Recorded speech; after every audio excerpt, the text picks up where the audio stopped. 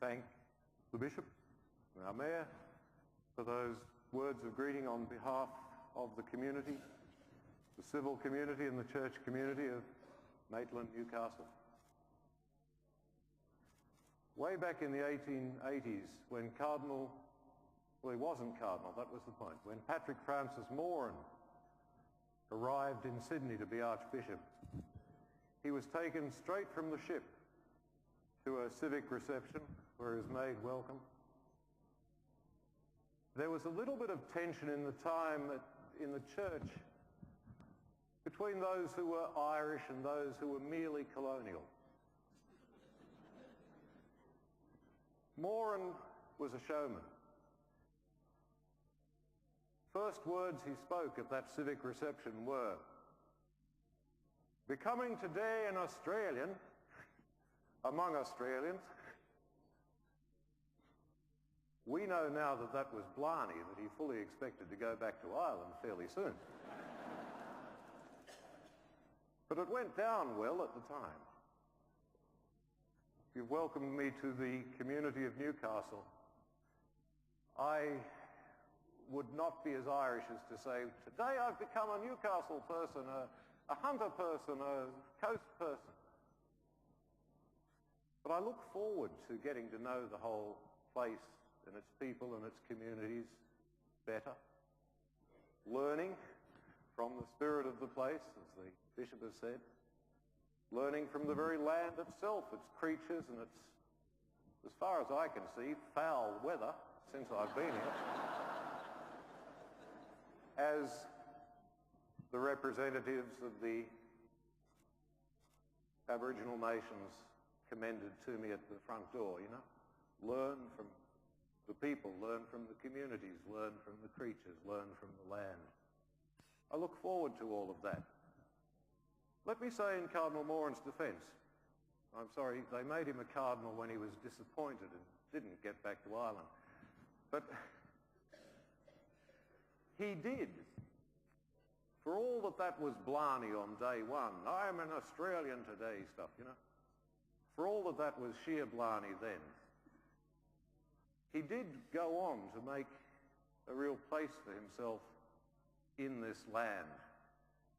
As the years passed, he became involved in the great industrial struggles and strikes of the 1890s. He became involved in the formation of the Labor Party, that great Australian institution.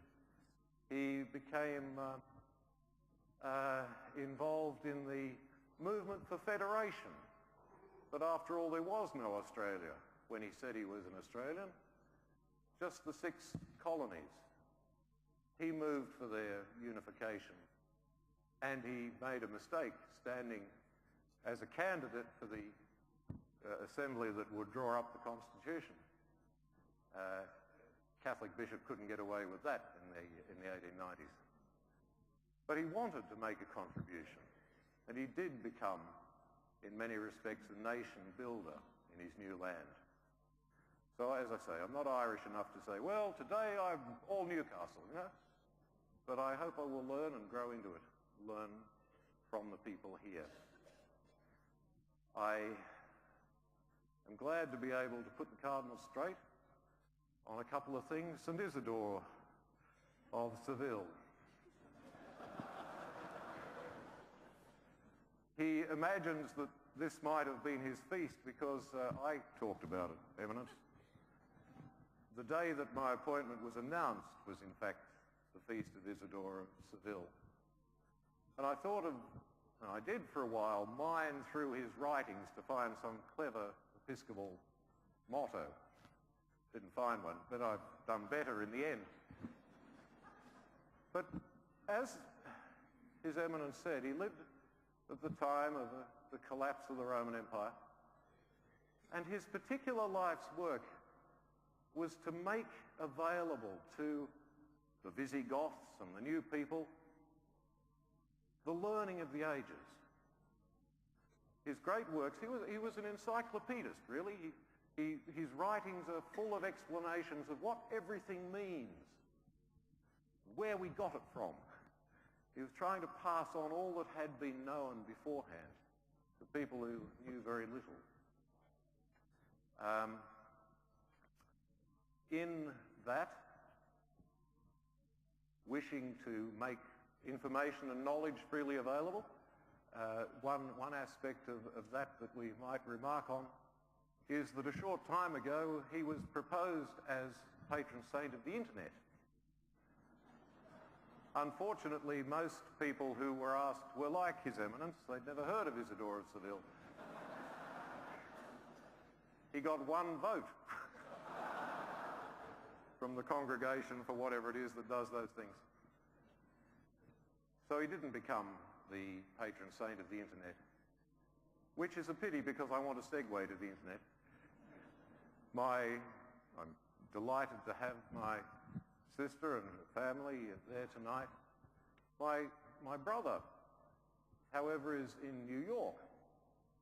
His daughter lives there these days and is turning 40, and as a proper father thing to do, he is there, not here. Hello, Rob. We are streaming live around the world. It was only 4 a.m. he had to get up if he wanted to watch it in New York. So if you're there, Rob,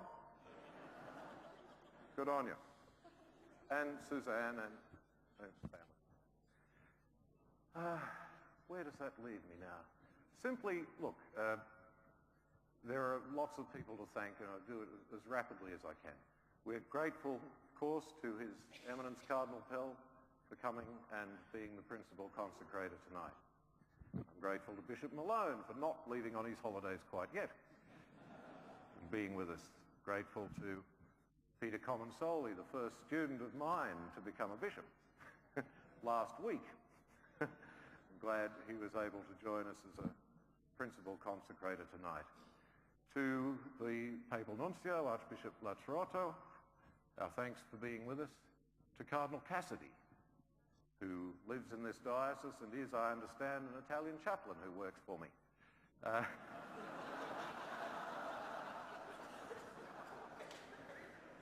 It's always delightful to have Cardinal Cassidy with us. To the other bishops from around the country who have joined us, thank you very much.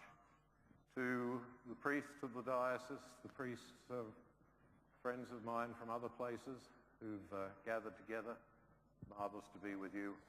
To the family and friends from all over the place who've driven through rain and hail and all those things American postmen go through to be with us, thank you. The people of Newcastle will have plenty of opportunity in the years ahead to hear me speak at length and will come to say, will he never be quiet? To prove that I can, thank you very much for being here, and I invite you to stand. Do I, Andrew? We invite you to stand.